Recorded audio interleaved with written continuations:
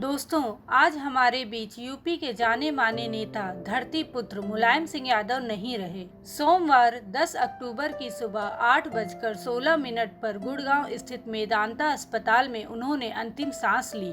किस्से याद किए जा रहे हैं और हम याद कर रहे हैं वो समय जब मुलायम सिंह यादव यूपी की राजनीति में आए थे। साल था 1967। उसी साल मुलायम सिंह यादव ने इटावा की जसवंत नगर विधानसभा सीट से चुनाव जीतकर मुख्य धारा की राजनीति में कदम रखा था। उसके बाद अगले 54 सालों तक वे उत्तर भारत, खास तौर पर उत्तर प्रदेश की राजनीति का बड़ा चेहरा रहे। इंडिया टुडे के वरिष्ठ पत्रकार राहुल श्रीवास्तव बताते हैं कि स्कूल के दिनों में एक दलित लड़के को अगड़ी जाति के लड़कों की मारपीट से बचाने के लिए मुलायम अकेले ही उनसे भिड़ गए थे। तब से उनके सहपाठी और जूनियर छात्र उन्हें दादा भैया कहकर बुलाते थे। 22 नवंबर 1939 को यूपी के इटावा जिला स्थित गांव सैफई में पैदा हुए मुलायम सिंह यादव को विरासत में पक्का घर भी नहीं मिला था। उनका किसान परिवार काफी गरीब था। घर में गिनती के मवेशी थे।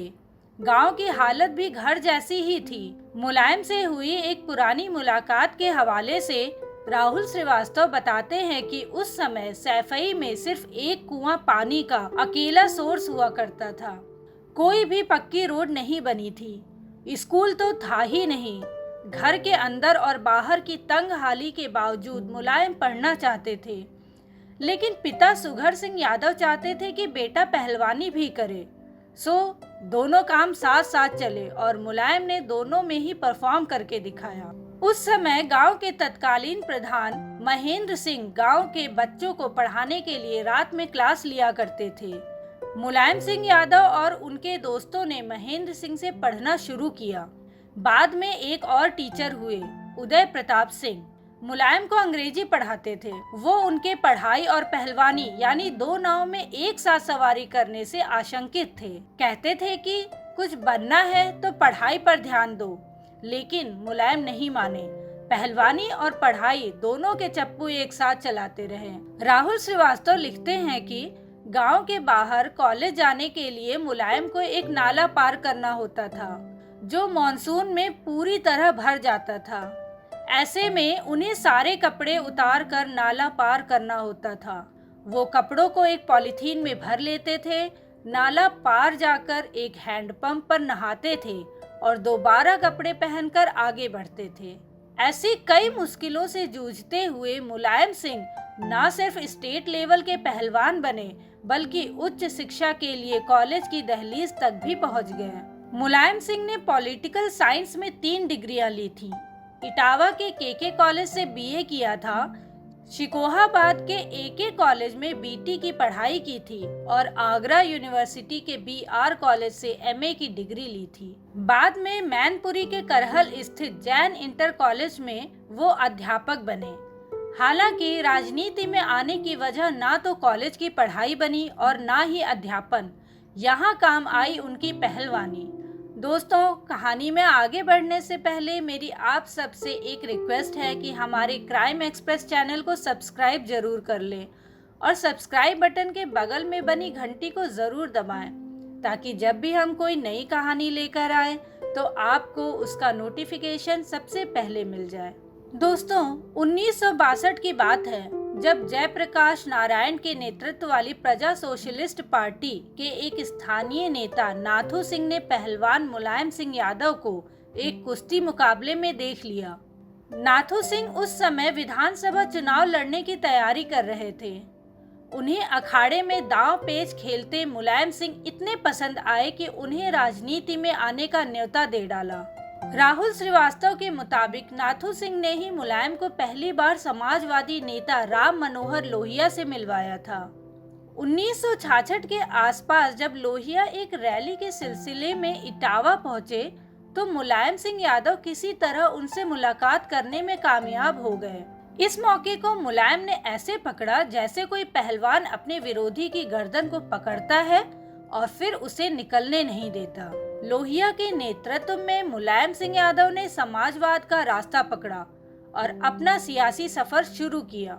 फिर लोहिया ने ही दिलवाया जसवंत नगर विधानसभा से टिकट और मुलायम सिंह यादव की साइकिल चल निकली। 1967 में मुलायम सिंह यादव पहली बार लोहिया की संयुक्त सोशलिस्ट पार्टी से विधायक बने। लोहिया की मौत के बाद मुलायम ने चरण सिंह की भारतीय कृषक दल ज्वाइन कर ली। 1974 में भारतीय कृषक दल के टिकट से ही मुलायम दोबारा विधायक बने। इसी साल सोशलिस्ट पार्टी और कृषक दल का विलय हो गया और नई पार्टी का नाम रखा गया भारतीय लोक दल। 1977 में बीएलडी भी जनता पार्टी के साथ मिल गई। उसी साल मुलायम सिंह यादव उत्तर प्रदेश की राज्य कैबिनेट में मंत्री बने। 1979 में चरण सिंह ने जनता पार्टी से नाता तोड़ लिया और लोक दल के नाम से नई पार्टी बनाई। मुलायम सिंह यादव उनके साथ ही रहे। मुलायम सिंह यादव चरण सिंह के सबसे भरोसेमंद लोगों में थे।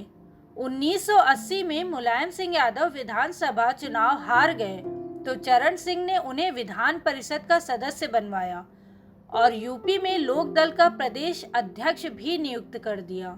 1987 में चरण सिंह की मौत हो गई। लोक दल दो ग्रुपों में टूट गया। एक ग्रुप चरण सिंह के बेटे अजीत सिंह के साथ चला गया और दूसरा मुलायम सिंह यादव के साथ। 1988 में जयप्रकाश नारायण के जन्मदिन यानी 11 अक्टूबर के दिन जनता दल का गठन हुआ। इसके कुछ ही महीने बाद 1989 में यूपी में विधानसभा चुनाव हुए। चुनाव के बाद जनता दल की तरफ से मुलायम सिंह यादव पहली बार यूपी के मुख्यमंत्री बने। जनता दल को बीजेपी बाहर से समर्थन दे रही थी, लेकिन 1990 में जनता दल टूटा और मुलायम सिंह यादव चंद्रशेखर के साथ चले गए। इस नए दल को समाजवादी जनता पार्टी कहा गया। सितंबर 1992 में मुलायम सिंह यादव ने इस पार्टी को छोड़ दिया और अगले ही महीने एक नई पार्टी बना ली। नाम था समाजवादी पार्टी। इसके बाद लंबे समय तक मुलायम सिंह यादव यूपी की राजनीति का एक प्रमुख चेहरा रहे। 1993 में सपा के नेताजी दूसरी बार मुख्यमंत्री बने। इस बार काशीराम की बहुजन समाज पार्टी उनका समर्थन कर रही थी, लेकिन 2 साल बाद 1995 में कांग्रेस और बीएसपी ने सरकार से समर्थन वापस ले लिया। इसके बाद तत्कालीन राज्यपाल मोतीलाल वोरा ने मुलायम सरकार को बर्खास्त कर दिया।